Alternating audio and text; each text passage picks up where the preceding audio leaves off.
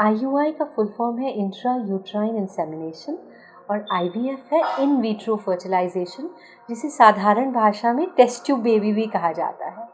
तो IUI में ये होता है कि हम स्पर्म को लेके, आपके हस्बैंड के स्पर्म को लेके यूट्रस के अंदर डालते हैं। एग लेडी की बॉडी में बनता है और स्पर्म हमने यूट्रस में डाल दिया। एग और स्पर्म ट्यूब में जाके मिलेंगे और फिर वहाँ से जाके यूट्रस में जाके वो बेबी चिपकेगा, तब प्रेगनेंसी होती है। इन कॉन्ट्रास्ट जो इन विट्रो फर्टिलाइजेशन होता है उसमें हम लेडी के मल्टीपल एग्स बनाते हैं, उनको बाहर निकाल लेते हैं और हस्बैंड के स्पर्म से बाहर फर्टिलाइज करते हैं। यानी कि जो फेलोपियन ट्यूब्स का काम है वो हम लोग करते हैं, बाहर इंक्यूबेट, और उस एम्ब्रियो को 5 डेज तक, जब तक वो यूट्रस में पहुंचने लायक होता है, उसे इंक्यूबेटर में ग्रो करते हैं और फिर वो एम्ब्रियो को मदर के लेडी के यूट्रस में डालते हैं, वो चिपकता है, तब प्रेगनेंसी होती है। तो ये फ़र्क है इंट्रा यूट्राइन इंसेमिनेशन, IUI या और IVF। IUI की कॉस्ट लगभग 8 से 10 हज़ार रुपये पर साइकिल होती है।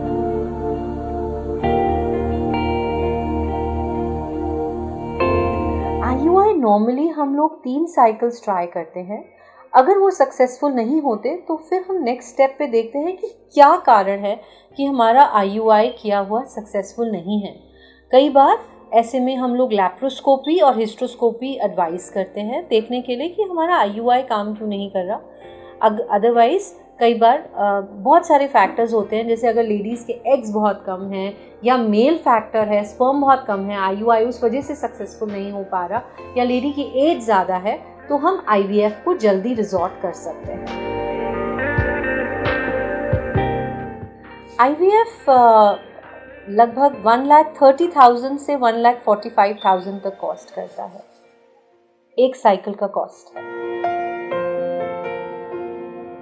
वर्ल्ड ओवर और हमारे सेंटर के जो सक्सेस रेट्स है अराउंड 40-45% है पर साइकिल, और अगर क्यूमुलेटिव प्रेगनेंसी रेट्स की बात की जाए तो ऑलमोस्ट 60-65% है।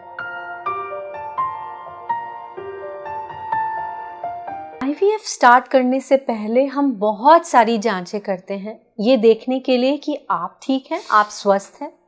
तो उसके लिए एक साधारण से blood taste like haemoglobin, sugar, thyroid की जांच बहुत इम्पॉर्टेंट है, बिकॉज थायराइड का लेवल जो एक नॉर्मल लेडी में होता है, जो नॉर्मल पॉपुलेशन वर्सेस जो लेडी प्रेगनेंसी प्लान करती है, वो अलग है। TSH लेवल 2.5 मानते हैं जो लेडी प्रेग्नेंट होना चाहती है, और जनरल पॉपुलेशन में ये लेवल हम 4 या 5 मानते हैं।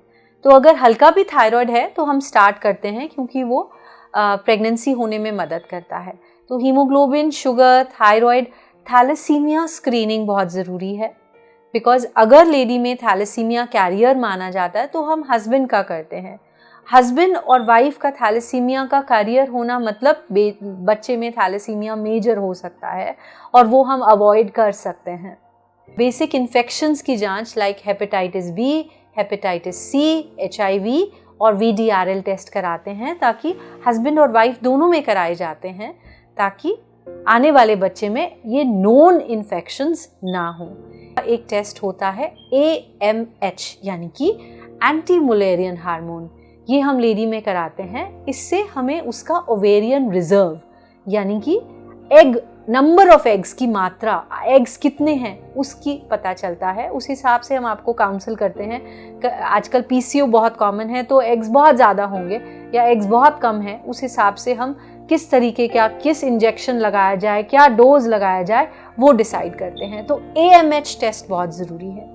इसके अलावा हम लेडी में यूट्रस की जांच करते हैं, जिसके बहुत सारे तरीके होते हैं। एक 3D अल्ट्रासाउंड कराते हैं देखने के लिए कि यूट्रस की लाइनिंग बिल्कुल ठीक होनी चाहिए, ताकि वहाँ प्रेगनेंसी इम्प्लांट हो सके। वो हिस्ट्रोस्कोपी कई बार करना पड़ता है वो देखने के लिए, बट ये डिपेंड करता है, इंडिविजुअलाइज करते हैं किस में हिस्ट्रोस्कोपी और किस में अल्ट्रासाउंड करते हैं। हस्बैंड का सीमन एनालिसिस बहुत ज़रूरी है कि उसमें काउंट कितना है, मोटिलिटी कितना है, मॉर्फोलॉजी कैसा है।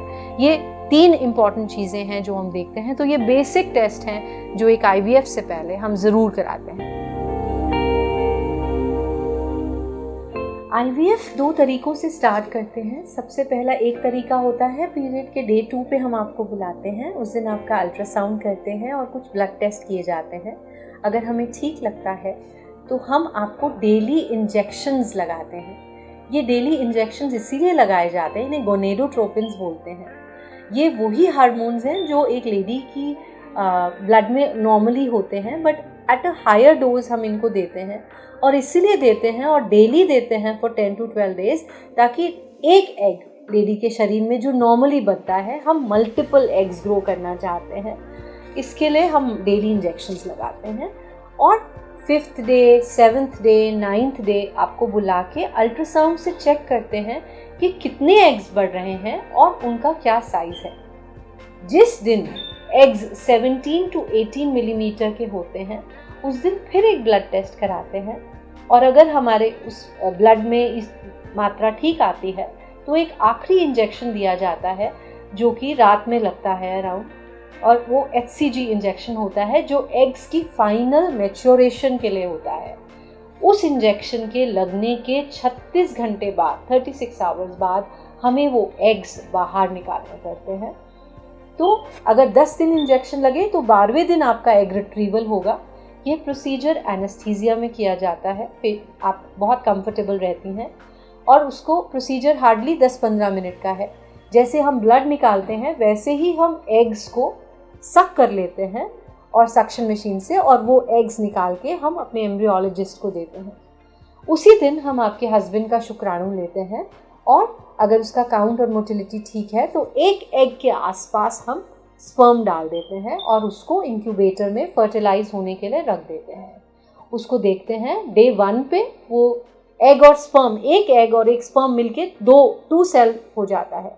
नेक्स्ट 24 आवर्स में इट बिकम्स 4 सेल, उसके नेक्स्ट 24 आवर्स में इट बिकम्स 8 सेल, उसके डे 4 पे एक बॉल ऑफ सेल्स बन जाता है और 5वें दिन एक ब्लास्टोसिस्ट बन जाता है।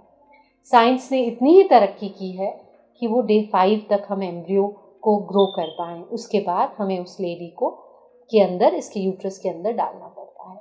तो लगभग 17, 18, 90 डेज के अंदर ये प्रक्रिया खत्म होती है यूजुअली।